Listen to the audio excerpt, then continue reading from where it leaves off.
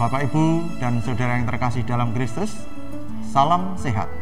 Tetap di rumah, jaga jarak, pakai pelindung wajah maupun masker, hindari kerumunan, seringlah cuci tangan sehabis beraktivitas, makan dan istirahat seimbang. Saya FX Heri Priyono, Fasilitator BKSN 2020, Paroki Santa Maria Fatima Brebes, secara daring. Selamat bertemu kembali di channel YouTube Paroki Santa Maria Fatima Brebes. Romo Carolus Andi Kurniawan, selamat malam. Selamat malam Mbak Heri. Bunda Esti, selamat malam. Selamat malam Pak Heri. Selamat malam Bapak Ibu yang terkasih dalam Kristus. Tema BKSN yang kedua ini, Yesus adalah anak manusia, Raja Kerajaan Allah, sesuai dengan Injil Matius bab 25 ayat 31 sampai 46. Bapak, Ibu, dan saudara yang terkasih dalam Kristus yang berada di rumah dapat menyiapkan beberapa di antaranya tempat untuk berkumpul bersama keluarga. Siapkan juga salib dan lilin serta kitab suci. Dan jangan lupa buku panduan BKSN tahun 2020. Bapak, Ibu juga bisa menyiapkan pensil, ballpoint serta stabilo serta kertas untuk mencatat beberapa hal yang penting yang nanti akan kita dapat dari pertemuan ini. Jika umat terkasih ada pertanyaan, silakan tulis di kolom komentar. Bapak, Ibu, dan saudara yang terkasih, pada pertemuan BKSN kali ini ada beberapa gagasan dasar. Yang pertama, Yesus seringkali menyebut diri sebagai anak manusia. Gagasan yang kedua tentang kerajaan anak manusia yang tidak akan musnah. Gagasan berikutnya, ia memegang kuasa pada akhir zaman. Dan berikutnya, kita selaku hamba yang harus siap melayaninya. Gagasan selanjutnya, Yesus yang hadir melalui orang-orang yang terpinggirkan, orang-orang yang menderita, dan orang-orang disabilitas. Dan yang terakhir, wajah Yesus yang tersamar di mata dunia. Bapak, Ibu yang terkasih, tujuan BKSN kali ini ada beberapa, di antaranya agar peserta BKSN semakin menyadari bahwa Yesus anak manusia, Raja Surgawi, akan menghakimi manusia pada akhir zaman. Tujuan yang kedua, peserta BKSN semakin sadar akan diri pribadi sebagai hamba yang seharusnya setia pada Tuannya, yaitu Yesus Sang Raja Surgawi. Sedangkan tujuan yang ketiga, agar peserta BKSN mampu melaksanakan perbuatan baik terhadap sesama sebagai wujud pelayanan kepada Yesus. Bapak, Ibu, dan saudara sekalian, kita akan diantar dengan lagu pembukaan Panggilan Tuhan bersama OMK Paroki Santa Maria Fatima Brebes.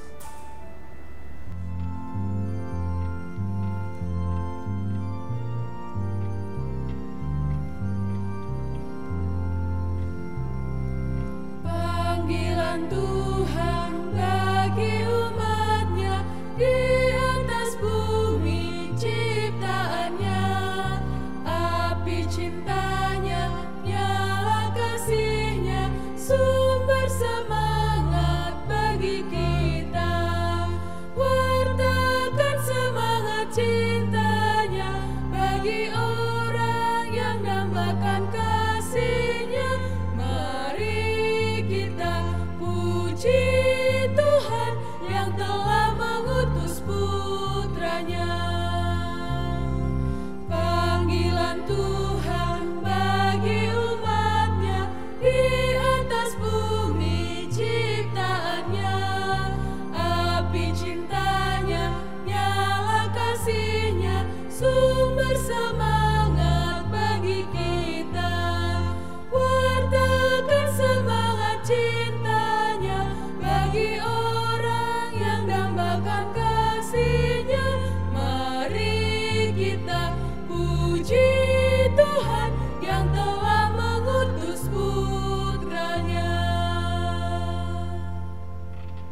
Terima kasih kepada teman-teman OMK atas lagu Panggilan Tuhan di dalam mengantar pembukaan BKSN pada pertemuan kali ini. Romo dan Bapak Ibu Saudara sekalian yang terkasih dalam Kristus, mari kita awali pertemuan yang kedua ini, kita membuat tanda kemenangan Kristus. Dalam nama Bapa dan Putra dan Roh Kudus. Amin.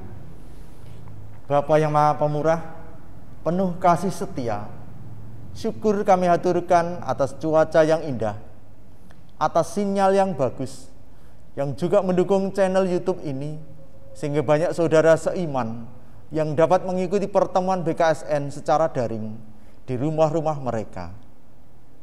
Utuslah Roh Kudus-Mu atas mereka yang saat ini berhimpun bersama untuk mendalami sabda-Mu dalam pertemuan BKSN yang kedua ini.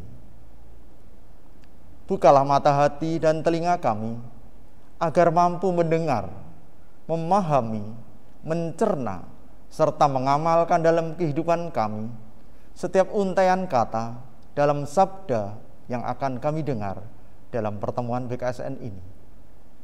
Semua doa ini hamba-Mu haturkan melalui Kristus, Juru Selamat kami, yang bersama Dikau dalam persatuan Roh Kudus, Allah sepanjang segala masa. Amin. Bapak Ibu yang berada di rumah, silakan menyiapkan kitab suci, dan nanti akan kita buka dari Injil Matius, bab 25, ayat 31 sampai ayat 46, dan nanti akan dibacakan oleh Bunda Esti. Penghakiman terakhir. Matius 25 ayat 31 sampai 46. Apabila Anak Manusia datang dalam kemuliaannya dan semua malaikat bersama-sama dengan Dia, maka Ia akan bersemayam di atas tahta kemuliaannya. Lalu semua bangsa akan dikumpulkan di hadapannya, dan Ia akan memisahkan mereka seorang daripada seorang, sama seperti gembala memisahkan domba dari kambing. Dan Ia akan menempatkan domba-domba di sebelah kanannya dan kambing-kambing di sebelah kirinya. Dan raja itu akan berkata kepada mereka yang di sebelah kanannya, "Mari, hai kamu yang diberkati oleh Bapa-Ku, terimalah kerajaan yang telah disediakan bagimu sejak dunia dijadikan. Sebab ketika aku lapar, kamu memberi aku makan. Ketika aku haus, kamu memberi aku minum. Ketika aku seorang asing, kamu memberi aku tumpangan. Ketika aku telanjang, kamu memberi aku pakaian. Ketika aku sakit, kamu melawat aku. Ketika aku di dalam penjara, kamu mengunjungi aku." Maka orang-orang benar itu akan menjawab Dia, katanya, "Tuhan, bila manakah kami melihat Engkau lapar dan kami memberi Engkau makan, atau haus dan kami memberi Engkau minum? Bila manakah kami melihat Engkau sebagai orang asing dan kami memberi Engkau tumpangan, atau telanjang dan kami memberi pakaian? Bila manakah kami melihat Engkau sakit atau dalam penjara dan kami mengunjungi Engkau?" Dan raja itu akan menjawab mereka, "Aku berkata kepadamu, sesungguhnya segala sesuatu yang kamu lakukan untuk salah seorang dari saudaraku yang paling hina ini, kamu telah melakukannya untuk aku." Dan ia akan berkata juga kepada mereka yang di sebelah kirinya, "Enyahlah dari hadapanku, hai kamu orang-orang terkutuk. Enyahlah ke dalam api yang kekal, yang telah sedia untuk iblis dan malaikat-malaikatnya. Sebab ketika aku lapar, kamu tidak memberi aku makan. Ketika aku haus, kamu tidak memberi aku minum. Ketika aku seorang asing, kamu tidak memberi aku tumpangan. Ketika aku telanjang, kamu tidak memberi aku pakaian. Ketika aku sakit dan dalam penjara, kamu tidak melawat aku." Lalu mereka pun akan menjawab dia, katanya,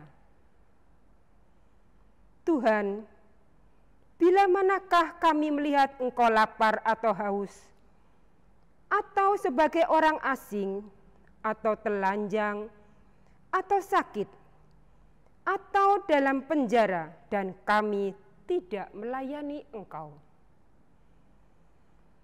Maka ia akan menjawab mereka, "Aku berkata kepadamu, sesungguhnya segala sesuatu yang tidak kamu lakukan untuk salah seorang dari yang paling hina ini, kamu tidak melakukannya juga untuk aku." Dan mereka ini akan masuk ke tempat siksaan yang kekal, tetapi orang benar ke dalam hidup yang kekal. Demikianlah Injil Tuhan. Terima kasih Bunda Esti yang sudah berkenan membacakan Injil Matius, sehingga teman-teman yang ada di rumah bisa semakin mendalami tentang apa yang ada di dalam tema BKSN kali ini. Selamat malam Romo Andi. Selamat malam Pak Heri. Kami mewakili beberapa umat ingin bertanya terutama tentang materi yang tadi dibaca dari Injil Matius bab 25 ini. Iya. Saya kan, bapak saya manusia Romo. Iya. Ibu saya manusia. Jadi anak saya anak manusia Romo. Bunda Esti juga manusia, ya. Tetapi umat ini belum tahu Romo. Anak manusia yang seperti apa yang dimaksudkan Yesus di dalam Injil Matius bab 25 itu Romo. Jangan-jangan anak manusia yang seperti itu, apa yang seperti ini, kami tidak tahu Romo. Mohon pencerahan Romo, ya. Terima kasih Romo Andi sebelumnya. Ya, terima kasih Pak Heri atas pertanyaannya. Saya mencoba untuk menjawab. Siapa sih anak manusia itu? Kita perlu menempatkan ini. Anak manusia itu pada dasarnya adalah semacam gelar pada Yesus Kristus. Seperti gambarnya orang Jawa. Orang Jawa itu ada cukup banyak gelar.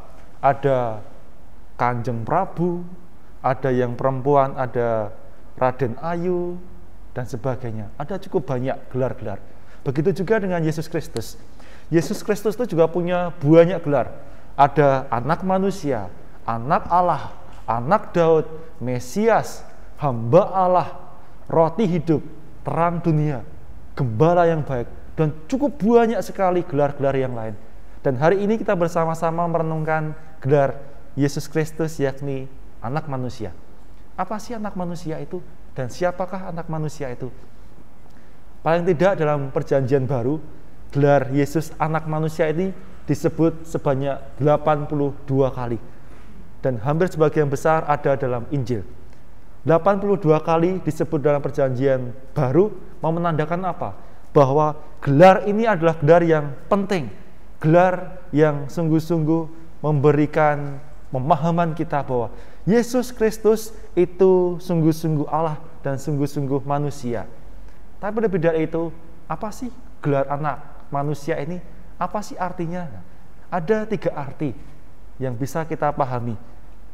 Anak manusia itu bisa dipahami sebagai manusia sungguhnya, ataupun orang dengan segala kemampuannya, dengan segala rahmat yang ada di dalamnya. Kita bisa melihat dari kitab Yeremia bab 49 ayat 18. Di sana diungkapkan bahwa inilah sisi Yeremia yang memiliki keterbatasan, tetapi ia sungguh-sungguh manusia, ia sungguh-sungguh orang yang dipilih oleh Allah sendiri. Yang kedua, anak manusia juga menandakan ini, sisi kemanusiaan. Sisi kemanusiaan berarti ada keterbatasannya, ada kelebihannya, ada kelemahannya, dan sebagainya. Itu bisa kita lihat dari kitab Yeskiel bab 3 ayat 1 dan juga ayat 4. Tetapi yang ketiga ini, yang paling penting yang bisa membantu kita untuk memahami Injil Matius, yakni kita ambil dari kitab Daniel ayat bab 7 ayat 13 sampai ayat 14. Di sana diungkapkan secara gamblang bagi kita. Saya akan membacakan.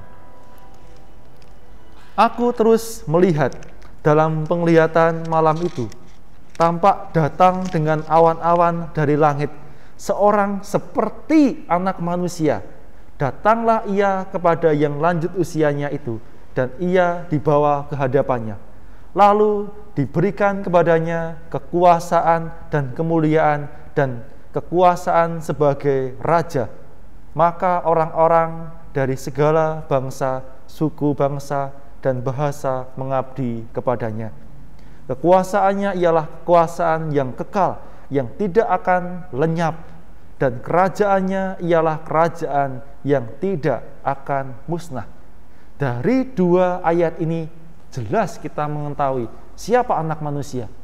Anak manusia adalah ia, seorang raja yang memiliki kekuasaan, dan kekuasaannya tidak akan pernah musnah. Kekuasaannya abadi, dan ia datang sebagai raja di tengah-tengah kita. Maka sesungguhnya dalam Injil Matius ini kita bisa tempatkan anak manusia itu sebagai seorang raja. Yesus hadir sebagai seorang raja. Ia hadir dalam diri sesama yang menderita.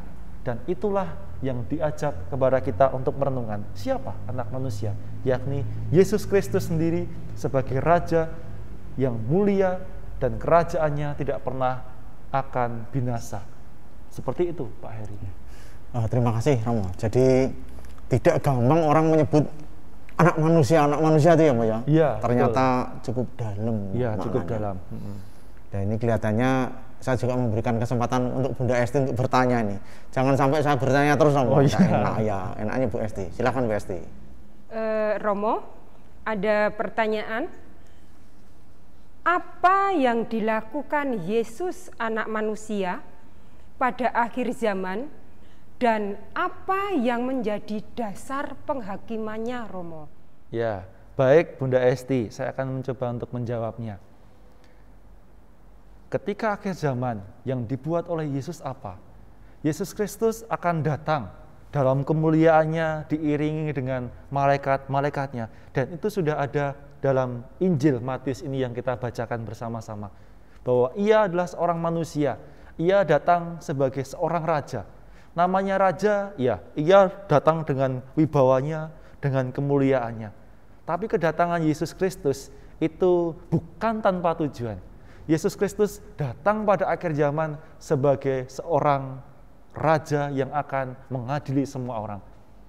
Mengadili ini bukan semua orang dikumpulkan kemudian langsung diadili, enggak. Tetapi satu persatu diadili. Dan sesungguhnya akhir zaman untuk kita itu siap kapan?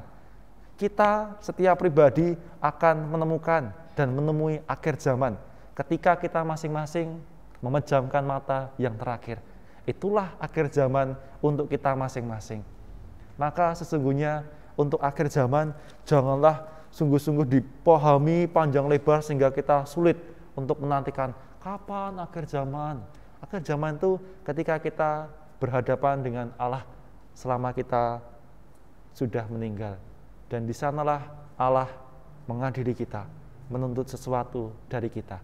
Dan dasar penghakiman pengadilan dari Allah adalah apa yang kita buat selama di dunia ini. Kalau kita berbuat baik, di sanalah kita akan diadili dengan kebaikan itu. Tapi sebaliknya, kalau perbuatan kita menandakan ketidakpedulian terhadap sesama, bagi mereka yang menderita, kita acuh tak acuh, ya itu pula lah yang akan menjadi bahan untuk pengadilan kita masing-masing. Itu saya rasa, Bunda Hesti.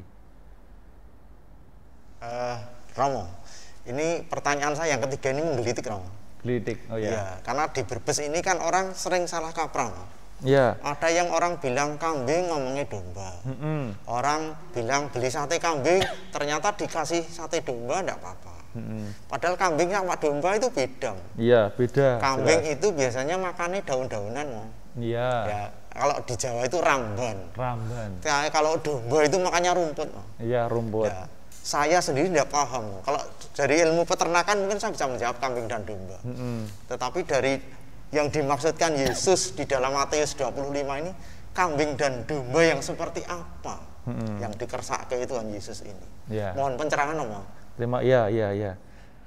Yesus Kristus itu bagi saya adalah pribadi yang cerdas gitu kan.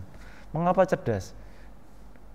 Dia itu bisa mengambil perumpamaan-perumpamaan dalam kehidupan sehari-hari untuk dijadikan contoh supaya orang-orang yang diajar itu paham, gamblang, sehingga bisa sungguh-sungguh mengikuti Tuhan, apa yang dikehendaki oleh Tuhan.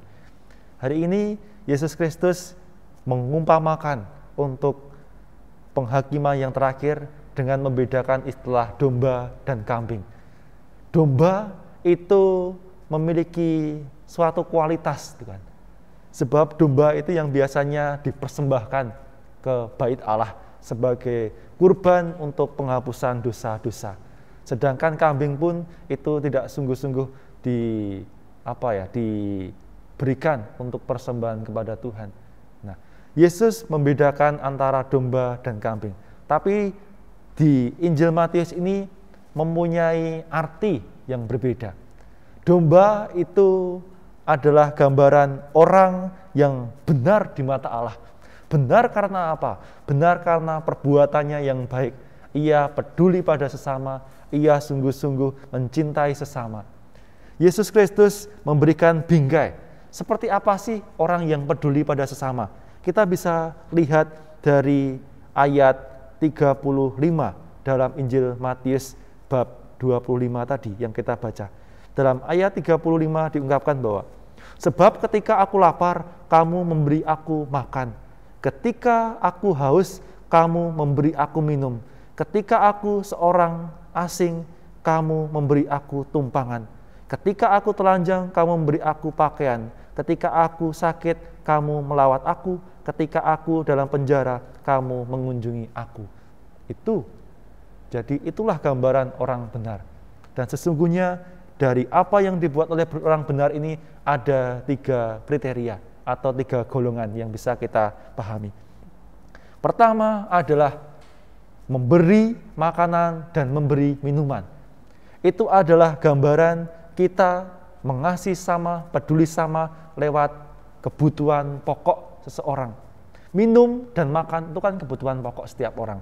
Maka kita bisa memberi kebahagiaan orang lain, kepedulian pada orang lain lewat hal-hal yang sederhana, hal-hal yang mendasar, yakni makan dan minum. Yang kedua adalah di sini, memberi rasa aman, memberi perlindungan. Inilah yang dibuat dalam tindakan yang kedua, yakni memberikan pakaian pada orang yang telanjang dan memberikan tumpangan bagi mereka yang asing. Itu tindakannya. Dan yang ketiga adalah kepedulian untuk sesama secara lebih luas, yakni dengan melawat orang sakit dan juga mengunjungi orang di penjara.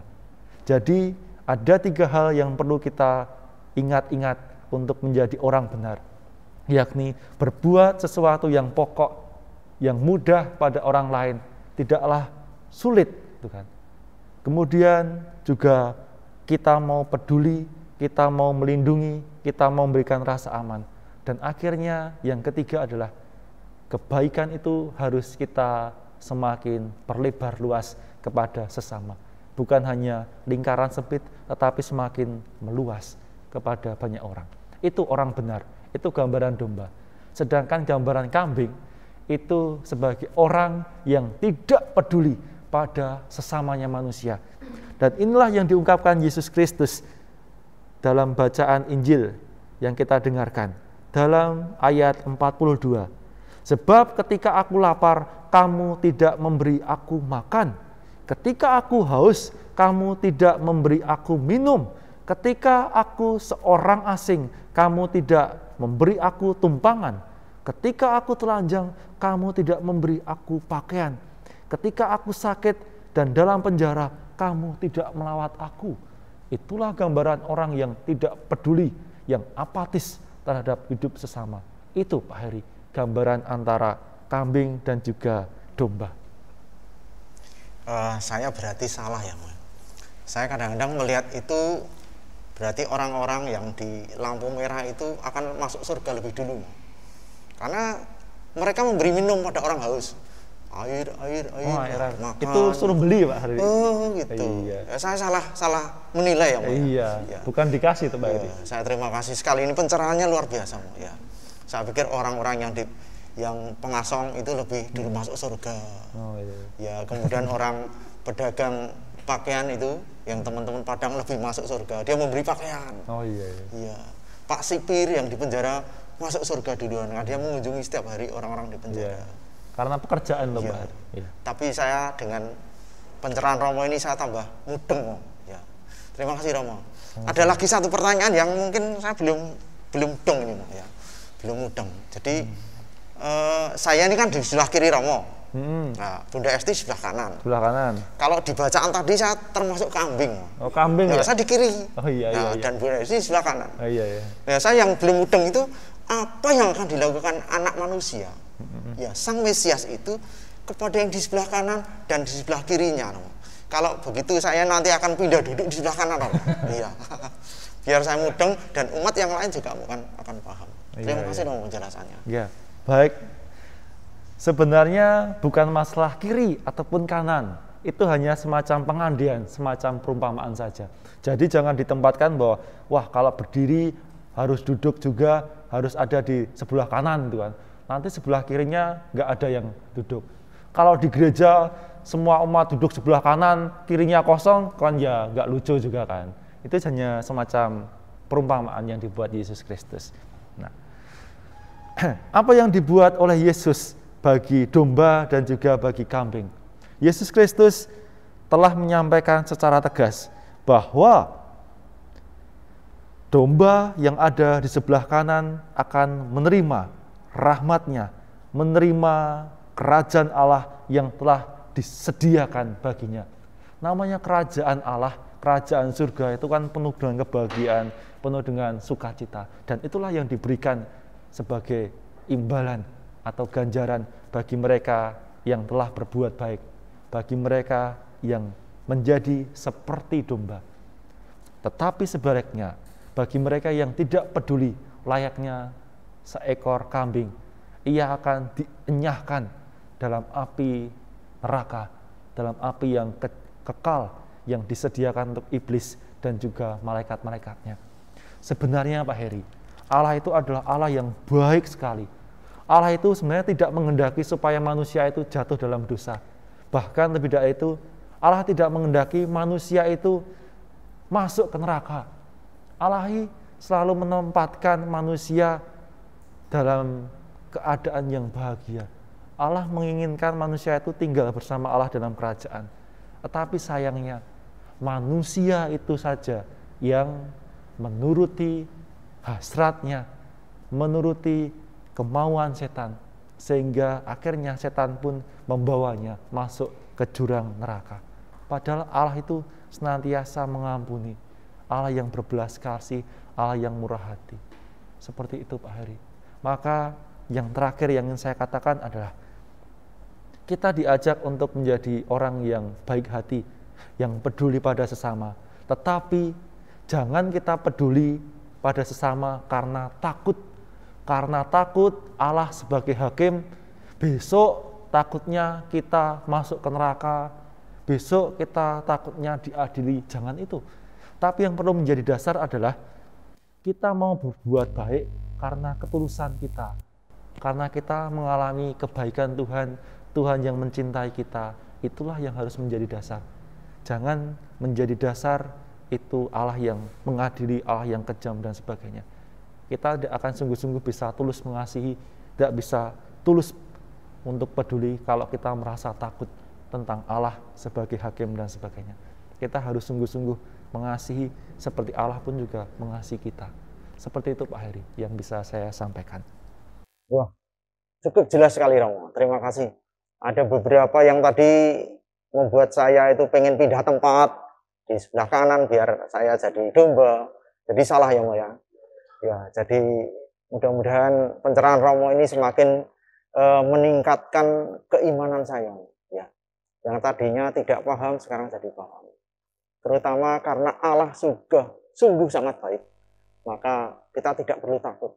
Kita mau dimasukkan neraka atau surga tidak perlu takut. Yang penting kebaikan kita kepada sesama. Kebaikan kita karena kita sudah lebih dulu dicintai Allah. Itu yang jadi tidak perlu takut. Kapan akan datangnya akhir zaman. Bapak, Ibu, dan saudara-saudara yang terkasih dalam Yesus Kristus, kita bersama-sama telah mendengarkan dan merenungkan dari Injil Matius tentang domba dan juga tentang kambing. Kita bersama-sama menyadari bahwa kita adalah hamba-hamba Tuhan dan Yesus Kristus adalah Tuannya. Maka kita pun harus senantiasa melayani, peduli pada sesama. Maka sebagai ungkapan kepedulian kita, marilah kita bersama-sama berdoa. Ya Bapa, kami mohon kekuatan-Mu, berkat serta pendampingan Roh Kudus-Mu, agar kiranya peserta BKSN semakin mengimani serta menyadari bahwa Yesus Anak Manusia, Raja Surgawi, yang akan menghakimi manusia pada akhir zaman. Kami mohon, kabulkanlah doa kami ya Tuhan. Bapa yang Maha Kasih, kami mohon agar peserta BKSN semakin sadar akan diri pribadi mereka sebagai hamba yang seharusnya setia pada tuannya, yakni Yesus Sang Raja Surgawi. Kami mohon, kabulkanlah doa kami ya Tuhan. Ya Bapa, kami mohon kekuatan dan pendampingan-Mu, agar kiranya para peserta BKSN mampu melaksanakan setiap firman-Mu untuk berbuat baik terhadap sesama sebagai wujud pelayanan kepada Yesus Sang Anak Manusia, Raja Kerajaan Surga. Kami mohon, kabulkanlah doa kami ya Tuhan. Bapa kami yang ada di surga, dimuliakanlah nama-Mu, datanglah kerajaan-Mu, jadilah kehendak-Mu di atas bumi seperti di dalam surga. Berilah kami rezeki pada hari ini, dan ampunilah kesalahan kami, seperti kami pun mengampuni yang bersalah kepada kami. Dan janganlah masukkan kami ke dalam pencobaan, tetapi bebaskanlah kami dari yang jahat. Amin. Wah, cukup jelas sekali Romo. Terima kasih.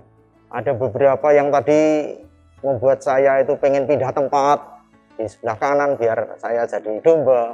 Jadi salah ya Mo ya. Ya, jadi mudah-mudahan pencerahan Romo ini semakin meningkatkan keimanan saya. Ya, yang tadinya tidak paham sekarang jadi paham. Terutama karena Allah sungguh sangat baik. Maka kita tidak perlu takut. Kita mau dimasukkan neraka atau surga tidak perlu takut. Yang penting kebaikan kita kepada sesama. Kebaikan kita karena kita sudah lebih dulu dicintai Allah. Itu yang jadi tidak perlu takut kapan akan datangnya akhir zaman. Bapak Ibu yang ada di rumah, kabar baik yang boleh kita terima hari ini dari Injil Matius sungguh mempersiapkan kita tentang akhir zaman. Kita tidak perlu takut dan kita tidak perlu akan duduk di sebelah kanan atau di sebelah kiri, tetapi bagaimana kita menyikapi sikap hidup kita agar menjadi anak-anak Tuhan, anak-anak yang baik di hadapan Tuhan, dan menjadi orang yang berguna dan memperhatikan orang-orang yang paling kecil, orang yang tertindas, orang miskin, dan orang yang disabilitas. Karena di sanalah Tuhan hadir. Maka kita akan menjadi pelayan-pelayan yang baik bagi Tuhan melalui sesama kita. Terima kasih, dan kelihatannya BKSN malam hari ini harus kita sudahi, Romo. Ya. Allah Bapa yang Maha Kasih, puji syukur kami aturkan atas pertolongan, rahmat, dan kasih kuasa-Mu, sehingga acara BKSN pada malam hari ini yang disiarkan secara daring dapat terselenggara dengan lancar. Terima kasih pula atas curahan Roh Kudus-Mu kepada siapapun yang mengikuti BKSN ini secara online, agar mereka semua semakin Kau mampukan menjadi hamba-hamba yang setia dalam melayani sesama dengan berbuat baik yang berkenan kepadamu. Puji dan syukur pula karena sabda-Mu telah menyatakan kepada kami semua, sehingga kami mempunyai kekuatan, serta kami senantiasa Kau ingatkan akan bekal iman kami, dalam kebenaran dan kesejahteraan hidup kami. Semua doa ini kami satukan dengan doa yang diajarkan oleh Kristus kepada kita. Bapa kami yang ada di surga, dimuliakanlah nama-Mu, datanglah kerajaan-Mu, jadilah kehendak-Mu di atas bumi seperti di dalam surga. Berilah kami rezeki pada hari ini, dan ampunilah kesalahan kami, seperti kami pun mengampuni yang bersalah kepada kami. Dan janganlah masukkan kami ke dalam pencobaan, tetapi bebaskanlah kami dari yang jahat. Amin. Dan kami mohon berkat-Mu melalui Romo Karolus Andi Kurniawan. Tuhan bersamamu Dan dan bersama bersama rohmu. Semoga kita semua yang mencintai sabda Allah, merenungkan sabda Allah dan menjadikan sabda itu sebagai tuntunan hidup kita, senantiasa diberkati oleh Allah yang Maha Kuasa, Bapa, Putra, dan Roh Kudus. Amin. Terima kasih Romo Andi, terima kasih Bunda Esti, terima kasih para peserta BKSN yang berada di rumah yang mengikuti channel YouTube ini. Jika umat terkasih ada pertanyaan, silahkan menulis komentar di kolom komentar. Dan kita akhiri pertemuan BKSN malam hari ini dengan lantunan lagu Yesus Mengutus Muridnya yang akan dibawakan oleh rekan-rekan OMK dari Paroki Santa Maria Fatima, Brebes. Yesus